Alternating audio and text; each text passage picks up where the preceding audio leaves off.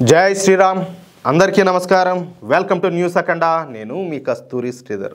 మిత్రులారా, అక్రమ ఆయుధాలకు సంబంధించినటువంటి ఒక ఇంపార్టెంట్ అప్డేట్ న్యూస్ అన్నమాట ఇది. ఈ న్యూస్ చూడండి ఒకసారి, చాలా బాగుంటుంది. ఓకేనా? మన దేశంలోకి అక్రమంగా ఆయుధాలు, అలాగే మందుగుండు, వివిధ రకాల కెమికల్స్ పెద్ద ఎత్తున స్మగ్లింగ్ అయితే చేస్తున్నారు. అసలు ఊహకందని రీతిలో ఈ స్మగ్లింగ్ అంతా కూడా జరుగుతుంది. ఇక్కడ స్మగ్లింగ్ అంటే టెర్రర్ స్మగ్లింగ్ అన్నమాట. అంటే టెర్రరిస్టులు స్మగ్లర్లతో కలిసి ఈ మందుగుండును, ఆయుధాలను, వివిధ రకాల కెమికల్స్ను మన దేశంలోకి స్మగుల్ చేస్తారు. ఈ క్రమంలోనే మొన్న 10 రోజుల క్రిందటే మనకు 2900 కిలోల అమ్మోనియం నైట్రేటు, 300 కేజీల యూరియా, అలాగే 250 కిలోల ఆర్డిఎక్స్తో పాటు మదర్ ఆఫ్ సైతాన్ అంటే ట్రైయాసిటోన్ ట్రైపెరాక్సైడ్ అనేటటువంటి భయంకరమైన కెమికల్ కూడా లభ్యమైందన్నమాట.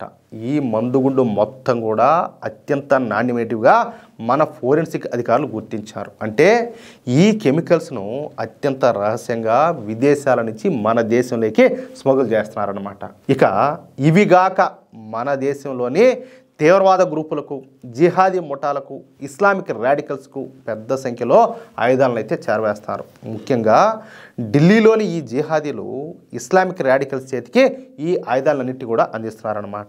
ఈ ఆయుధాలలో చైనా మేడ్ పిస్టల్స్, అలాగే Turkey made semi automatic pistols ప్రముఖంగా ఉంటాయి. అంటే పేరు మోసినటువంటి టెర్రర్ స్మగ్లర్లే ఈ పని చేస్తున్నారని చెప్పేసి మన కేంద్ర ఏజెన్సీలు ఒక నిర్ధారణకైతే వచ్చినాయి. అయితే మొన్న అమ్మోనియం నైట్రేటు, అలాగే ఆర్డిఎక్స్, మదర్ ఆఫ్ సైతాన్ కెమికల్స్ పట్టుబడడంతో ఇక మన కేంద్ర ఏజెన్సీలో ఈ స్మగ్లర్లపైన దృష్టి పెట్టారన్నమాట.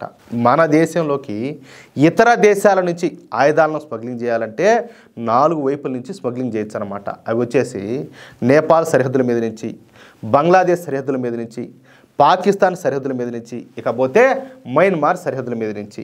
ఈ విధంగా ఈ 4 సరిహద్దుల నుంచి మన దేశంలోకి ఈ ఆయుధాలను, అలాగే ఈ కెమికల్స్ను స్మగ్లింగ్ చేసే అవకాశం అయితే ఉన్నదన్నమాట. దీంతో మన కేంద్ర ఏజెన్సీలో ఈ 4 సరిహద్దుల మీద దృష్టి పెట్టారు. ఎక్కడ ఎటువంటి అనుమానం వచ్చినా వదలకుండా చెక్ చేయడం ప్రారంభించారు. అలాగే అనుమానాస్పద వ్యక్తులను ఎత్తుకొని రహస్య ప్రదేశాల్లో పెట్టి వాళ్ళని బాగా విచారించడం మొదలుపెట్టారు. పోలీస్ స్టేల్లో 3rd డిగ్రీని అమలు చేయడం ప్రారంభించారన్నమాట. మామూలు కూడా కాదు. అంతే, ఫైనల్గా మన కేంద్ర ఏజెన్సీలు ఈ అతిపెద్ద టెర్రర్ స్మగ్లింగ్ ముఠానైతే పట్టుకునేది. పంజాబ్లోని గుర్దాస్పూర్ ప్రాంతంలో ఈ స్మగ్లింగ్ జరుగుతున్నట్టు కనిపెట్టారనమాట. ముందుగా పాకిస్తాన్ గూఢాచార సంస్థ అయినటువంటి ISI మన భారతదేశంలోని ఖలిస్తాన్ తీవ్రవాదులకు లేదా వాళ్ళ ఏజెంట్లకు ఈ ఆయుధాలను సరఫరా చేస్తానంట. అర్థమవుతుందా?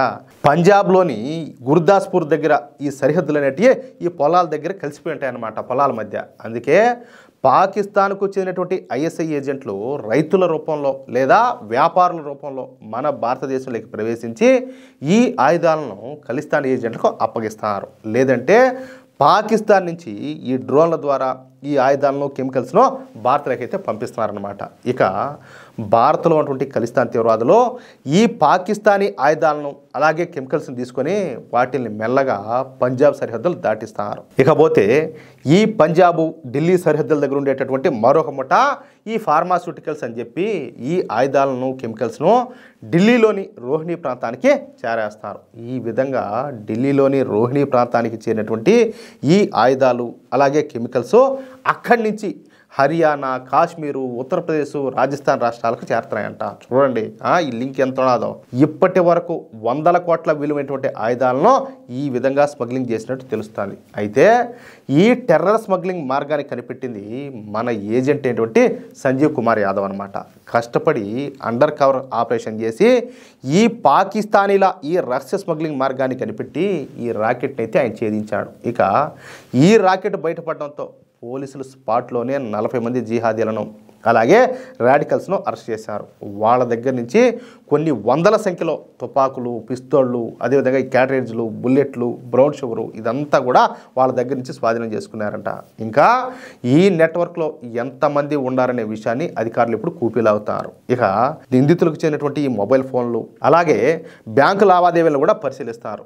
ఢిల్లీ ఎర్రకోట దగ్గర జరిగినటువంటి ఈ కారు బాంబు పేలుడుకు, ఈ ఆయుధాల స్మగ్లింగ్కు ఉన్నటువంటి కనెక్షన్ కనిపెట్టడానికి మన ఏజెన్సీ ఏజెన్సీలు ఇప్పుడు తీవ్రంగా ప్రయత్నం చేస్తున్నాయి. మొత్తం మీద ఈ టెర్రర్ స్మగ్లింగ్ మాడ్యూల్ని అయితే కనిపెట్టేశారు. ఇక వాళ్ళందరినీ కూడా అంటే ఎవరైతే ఇప్పుడు మన వాళ్ళ చేతికి చిక్కినారో వాళ్ళందరినీ ఉతికి ఎరగదీసి ఆరేచే వాళ్ళే నిజాలని కూడా చెప్తారు. అది విషయం. చూడండి, మనకు తెలియకుండా మన వెనక ఎంత దారుణం జరుగుతుందో.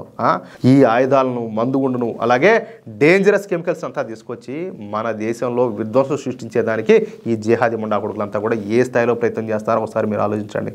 ఇక్కడ సరే ఏదో భద్రతా దళాలు ఉన్నాయి కదా, వాళ్ళు చూసుకుంటారులే, లేకపోతే పోలీసులు చూసుకుంటారులే, ఇది కాదు. మనం కూడా బాధ్యతగా ఉండాలా. ఎవరైనా మీకు కొత్త మొహాలు ఏమైనా కనిపించినాయా, ఎవరైనా మీకు అనుమానాస్పదంగా ఎవరైనా కనిపించారా, ఖచ్చితంగా పోలీసులకు ఇన్ఫామ్ చేయండి. లేదంటే నష్టపోయేది మనమే. అది గుర్తుపెట్టుకోవాలి ప్రతి ఒక్కరు కూడా. పరిస్థితులు అయితే అంత మామూలుగా అయితే లేవు. మనమేదో మన బతుకు మనం బతుకుతున్నాం. ఏదో నిద్రలేసినామా, మగవాళ్ళేమో ఏ డబ్బు మీద యావతో ఆ లోకంలో ఉంటారు, ఆడవాళ్ళేమో వాళ్ళ పనులు వాళ్ళు చేసుకుంటూ ఉంటారు. కాబట్టి ఇంక మిగతా వాళ్ళంతా కూడా ఈ రాడికల్స్, ఈ జిహాదీ వీళ్ళంతా వాళ్ళ పనులు వాళ్ళు చేస్తారు. అంటే మనల్ని బొందబెట్టేదానికి. అర్థమవుతుందా? ఖచ్చితంగా ప్రతి ఒక్కరు కూడా హుషారుగా ఉండాలా, లేదంటే అంతే. మిత్రులారా, ఈ న్యూస్ కనుక మీకు నచ్చినట్లయితే ఖచ్చితంగా ఈ న్యూస్ను నలుగురికి షేర్ చేయండి. అలాగే ప్రతి ఒక్కరు కూడా మీ యొక్క అమూల్యమైనటువంటి అభిప్రాయాలను కామెంట్ రూపంలో తెలియజేయండి. ఇంకో విషయం ఏంటంటే, ఇంతవరకు మీరు కనుక మన ఛానల్ను సబ్స్క్రైబ్ చేసుకున్నట్లయితే ప్రతి ఒక్కరు కూడా మన ఛానల్ను సబ్స్క్రైబ్ చేసుకోండి, సపోర్ట్ చేయండి ప్లీజ్. జై శ్రీరామ్, జై హింద్.